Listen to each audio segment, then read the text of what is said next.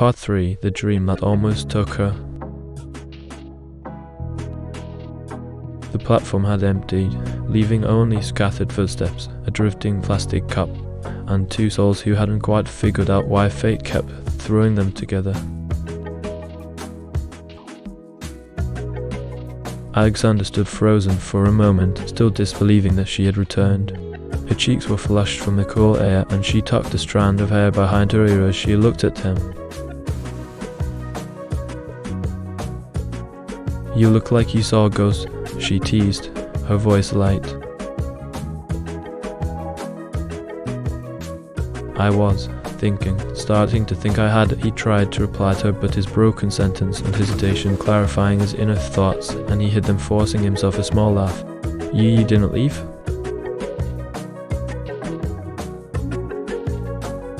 She smiled. "I was supposed to, but then I saw you almost fall out of a moving train while saving humanity from bad luggage decisions." "Oh, so that was impressive," he smirked. "Absolutely heroic," she deadpanned, "and mildly stupid." He chuckled, then his voice softened. "I'm glad you're still here." They walked together toward the exit, slowly, aimless in direction, as though their feet didn't want to leave the moment. Fog had thinned, letting slivers of golden sunlight spill through the station arches. It lit her hair like a halo.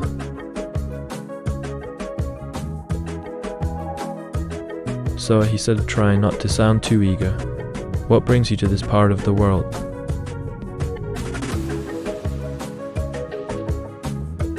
She looked ahead, hands in her coat pockets. "Art." "Art?"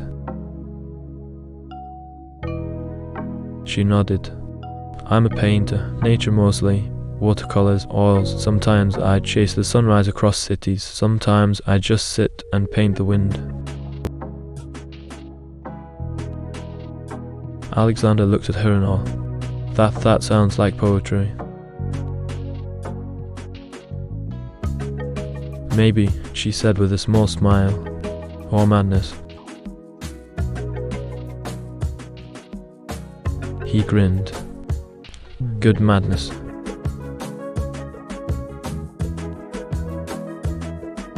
She looked sideways at him playfully. "And what about you?" Mr. almost missed his station.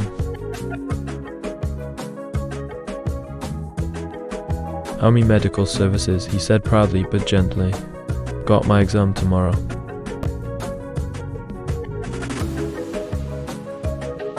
That smile on her lips faded just a bit. "Army?" she echoed. He noticed the shift.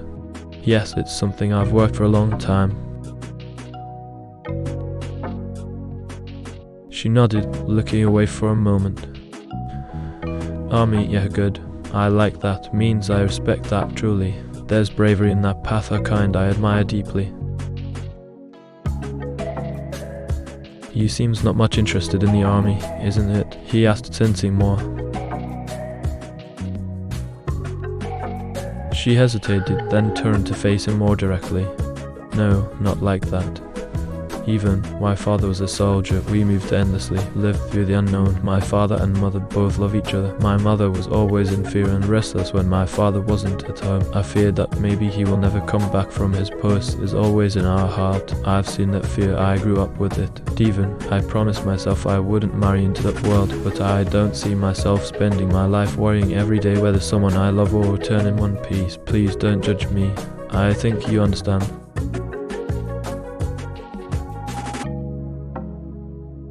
Alexander blinked. Her voice was firm yet calm. It wasn't judgment, it was a quiet declaration of her boundaries.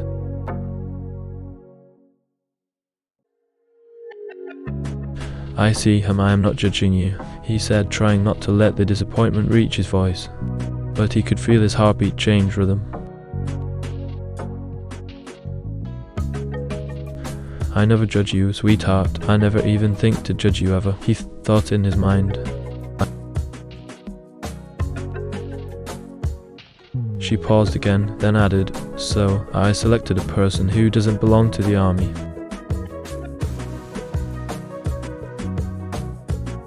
Life partner, he surprised. She paused again, then added, "Yes, I'm engaged."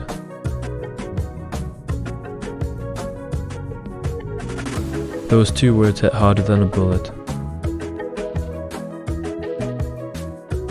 Engaged.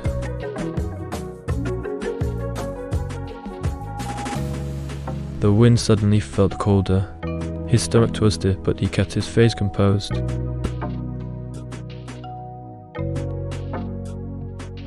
"Oh," he said, managing a half smile. "He must be lucky."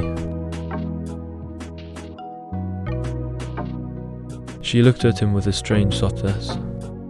"He's an architect. We met at an art fundraiser last year. He understands my world, my chaos, my colors." Alexander nodded numb. "And is he picking you up?"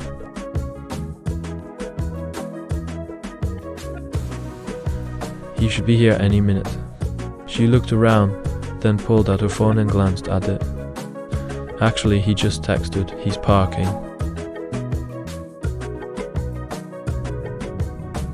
The silence between them grew heavier. He wanted to say something, anything, but all he could manage was a nod, eyes drifting away to the train tracks, which now felt more like finality than escape.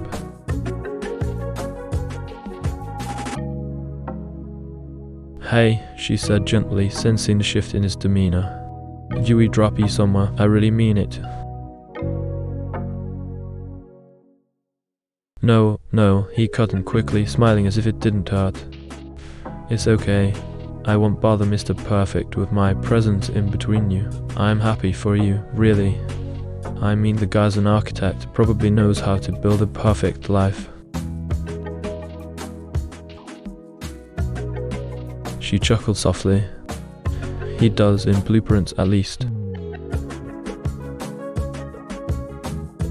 Alexander's smile twitched. "Guess I'll just go back to my stethoscope and bulletproof vests." She opened her mouth to say something else, but a sleek black car pulled up outside the station gates. A tall, well-dressed man stepped out. He was the kind of handsome that made other men feel slightly underdressed just by standing nearby. He looked around, then spotted her and waved.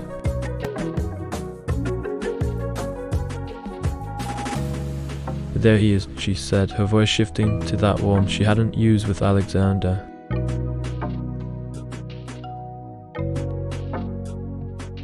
Alexander swallowed. "Looks like he arrived here."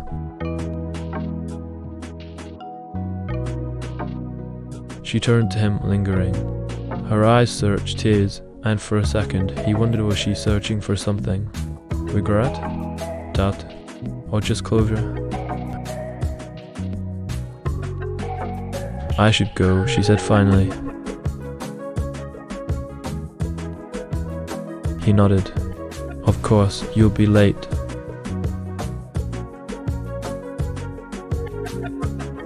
She hesitated, then smiled.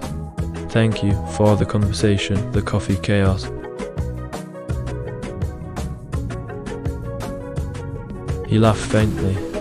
"Best coffee I've ever worn." She smiled, walked up to him, and gently touched his arm. "Good luck with your exam, Alexander." His name. She remembered it. He wanted to say hers, but didn't. Couldn't. Felt too delicate now. Like breaking the spell entirely. She turned and walked away. Each step she took beside that man felt like a page turning in a story that wasn't his anymore. Alexander watched the two of them disappear into the fog, side by side, like a perfect painting he couldn't touch. His chest felt heavy, as if air refused to fully enter his lungs. "That's it," he thought. That was my miracle. And now it's gone.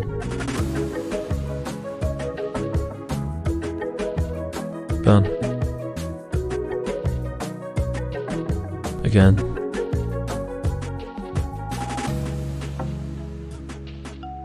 This time, maybe for good. Just then, wham.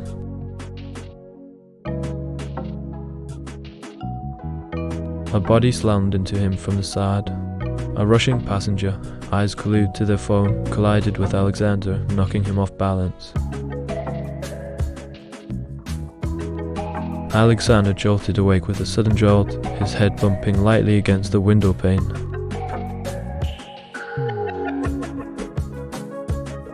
What the hell?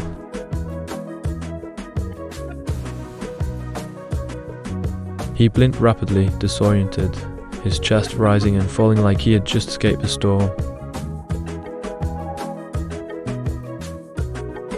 The train had come to a halt.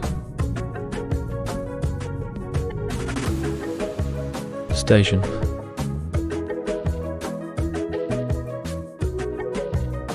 He looked around.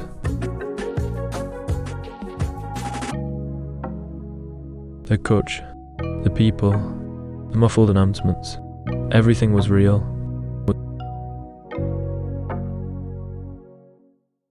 What terror?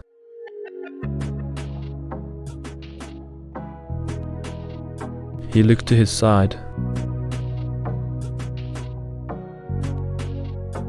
She wasn't there.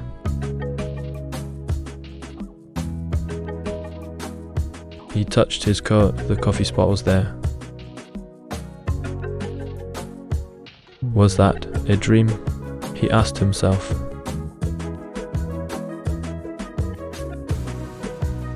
He leaned back for a second, trying to gather the pieces. His heart was still racing from what had felt like real pain, her words, her engagement, that final smile as she walked into the fog beside another man. It had all felt too real. But now, sitting here, he realized with a rush of relief it was only a dream. He sighed, running a hand through his hair and chuckling bitterly. "Oh God, you're wild," he whispered. "You gave me heartbreak I didn't even own yet." He grabbed his bag, still laughing under his breath, and stood to disembark. But as he reached the door, a man with 3 oversized bags rushed in, blocking the exit, muttering apologies as he struggled.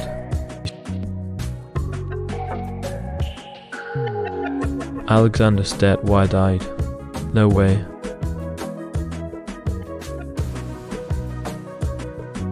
The bags. The guy. The same exact spot. Deja vu hit him like a wave. The scene was playing again frame by frame. And as he helped the man again, nearly tumbling off the train just like before, he looked up, confused, breathless. This is impossible. He turned instinctively toward the fog. His heartbeat paused. Please, let her be there. This time I will play safe. Not let her go like this. Please, God help. And then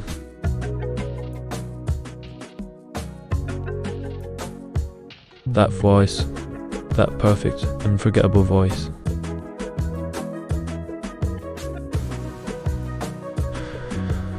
"Whom are you looking at this time?" she asked with a smirk, standing just a few steps behind him.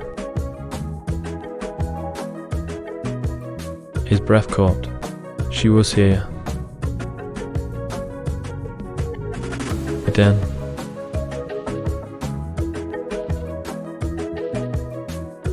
But this time it was real. He turned slowly, pretending this wasn't the exact moment he'd been waiting for since he woke up. "No one," he said with a calm smile. "Maybe someone I dreamed of." She raised an eyebrow. "You dream of lost people on platforms?" "Sometimes," he shrugged. "Sometimes those are the only people worth dreaming of."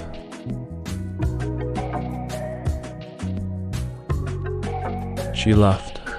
Still poetic, still weird.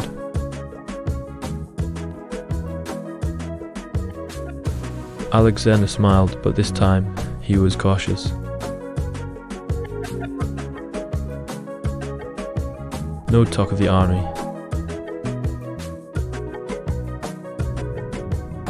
No talk of heartbreak. This time he wanted to play it right. They started walking together toward the station gate side by side. Her steps light, is careful.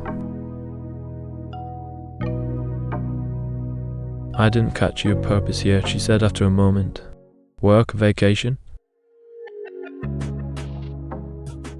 He hesitated just for a split second. "I run a business," he lied softly. "Auto spare parts. My friend owns a company, and I help him with logistics and supply chain stuff. Came here to meet a vendor." He didn't know much about this business, but a few things he heard from here and there could help him. That was the plan, and that seemed to land well. She nodded, looking mildly impressed.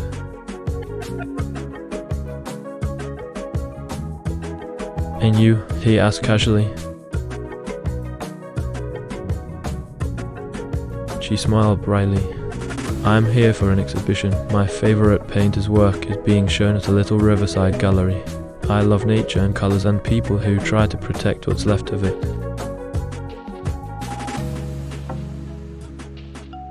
Alexander paused. She said the same thing in the dream. Goosebumps crawled up his neck. He didn't know what was happening, but he wasn't going to waste this second chance. "That's amazing," he said, truly meaning it. "Most people love nature, but not many do something about it."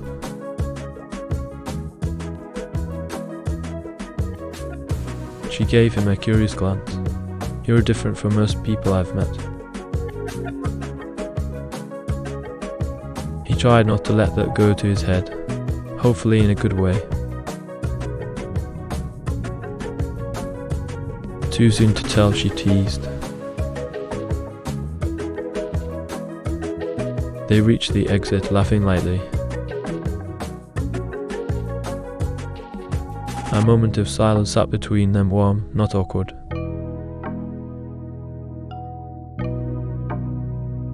Then he asked, feigning curiosity, "So anyone picking you up?" She blinked. "Why?" "Just wondering," he replied with a more casual shrug. "Sometimes people arrive at stations for someone." She narrowed her eyes playfully. "Are you asking if I have a boyfriend, Mr. Spare Parts?" He laughed. "Is it that obvious?" "Yes, but subtle enough to be cute." She tilted her head and then added, No boyfriend, still single, by choice, not ready for someone else to be my whole world yet, I haven't even seen enough of it." Alexander smiled this time for real, like pure glowing relief. She wasn't engaged. She wasn't going anywhere with anyone else. Fate had reset the clock. Then, as if on cue, both of them took out their phones.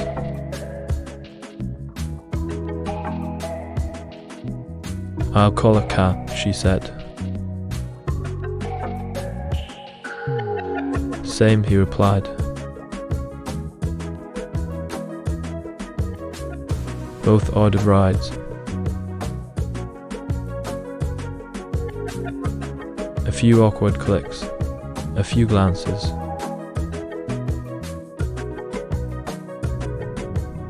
Both got a message: "Your cab will arrive in 2 minutes."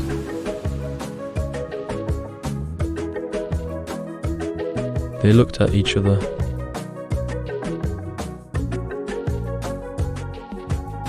"Which direction are you heading?" she asked. "North," he answered. "Mine's going south." They paused.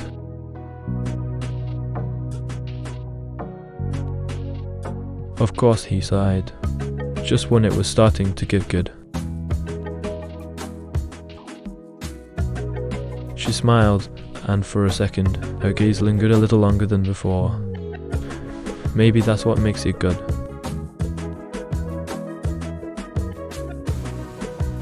His eyes locked with hers, heart beating faster. 2 cabs pulled up at the curb. One black, one blue.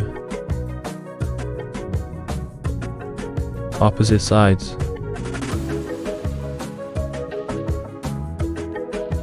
"Looks like our roads part again," she said softly.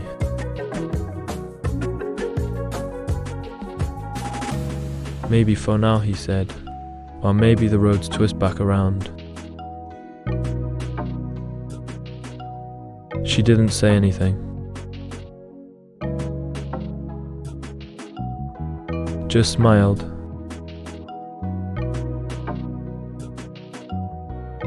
A smile that could be the beginning. Or could have been the end. To be continued.